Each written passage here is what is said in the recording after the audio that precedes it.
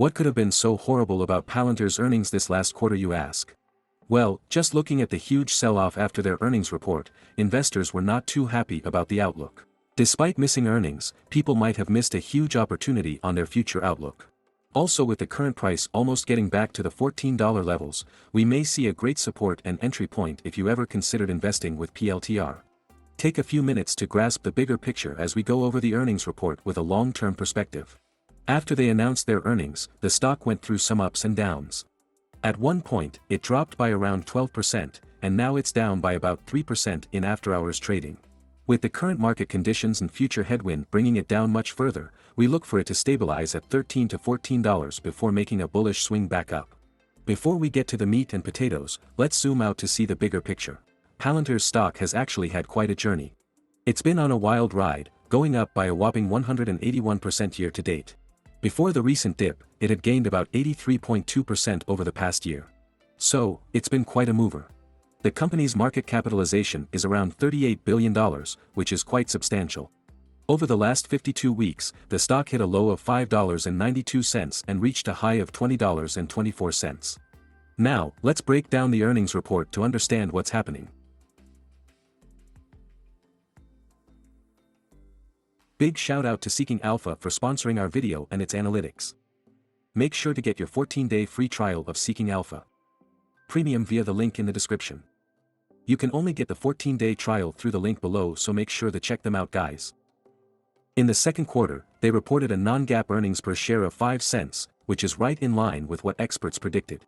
Their revenue came in at $533.32 million, showing a 12.8% increase compared to last year. This revenue figure also matched the expectations.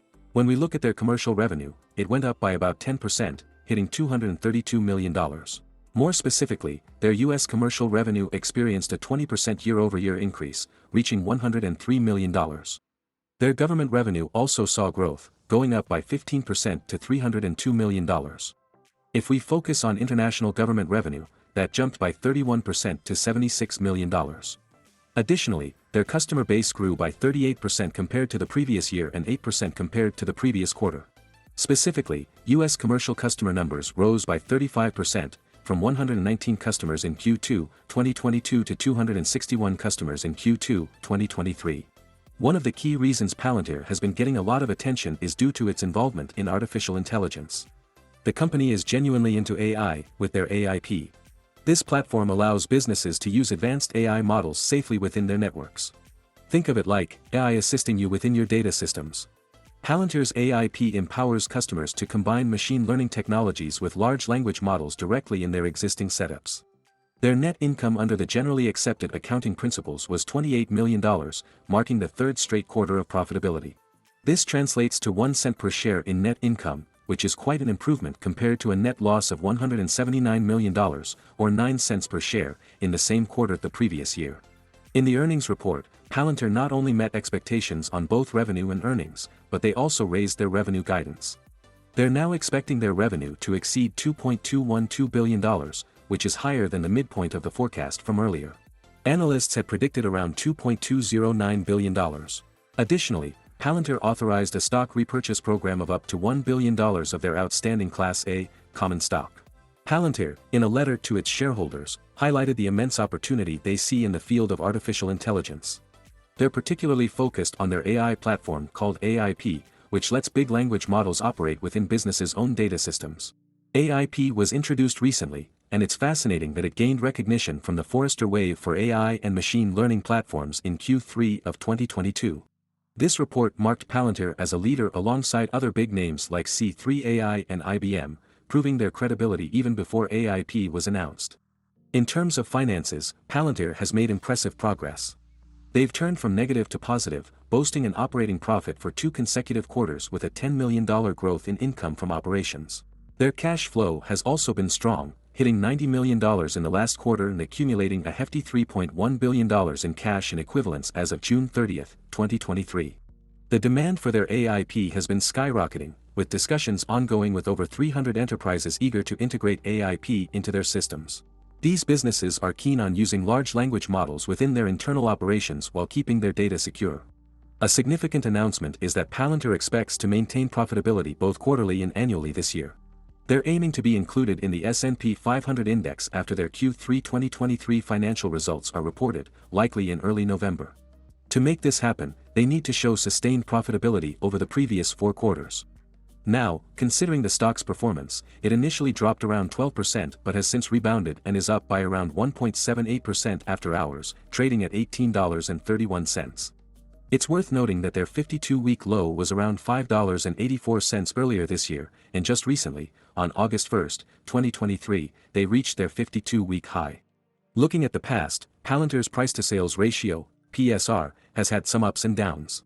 When it started trading directly in late 2020, its PSR was around 10. Then it surged to about 40, only to fall back to its lowest point. Currently, it's at a PSR of about 19. So, it's neither the cheapest nor the priciest it's ever been, but it might have been overpriced back in 2021. Now, diving into some technical analysis, the Relative Strength Index, RSI, is around 55.91. This index helps gauge if a stock is overbought or oversold. The range is from 0 to 100, with 30 or less indicating oversold conditions, and 70 or higher suggesting overbought conditions. Looking at historical charts, we can see that Palantir was trading in the range of $6 to $9 for about a year. Then, it jumped from around $7 to $17, had a small drop, and reached $20 before experiencing some back-and-forth action between those who are optimistic about the stock and those who are skeptical. Before I give you my estimation of where Palantir's stock could go in terms of its potential upsides and downsides, let's talk about this stock in a straightforward way. It's a long-term investment that's gained a lot of attention. People either love it or have doubts, making it a pretty polarizing stock. So, the big question is it still a good buy now, if you haven't already invested? Keep in mind, Palantir, the company, has been around since 2003, but its stock has only been trading since the end of 2020. It's on a positive path towards profitability, and there's even a chance it might join the S&P 500, which could drive the stock's value higher. The nature of momentum means more people hop on the bandwagon, and that often pushes the stock's price up. Looking at a few key metrics, Palantir's price-to-sales ratio is important. Among similar companies, it's ranked 5th in terms of valuation. That means it's not exactly cheap. In fact, out of the top cloud SaaS companies, Palantir is sitting at 16.9 times its enterprise value over non-GAAP revenue. If the overall market experiences a downturn, stocks like Palantir could easily follow suit. So, while things seem positive now, always be cautious. Also, after an earnings announcement like this, there's usually some back and forth as the market digests the news. There's an earnings call coming up too, and that could impact the stock's movement. When investing in Palantir, think long-term. It's the kind of stock you'd hold for several years or more.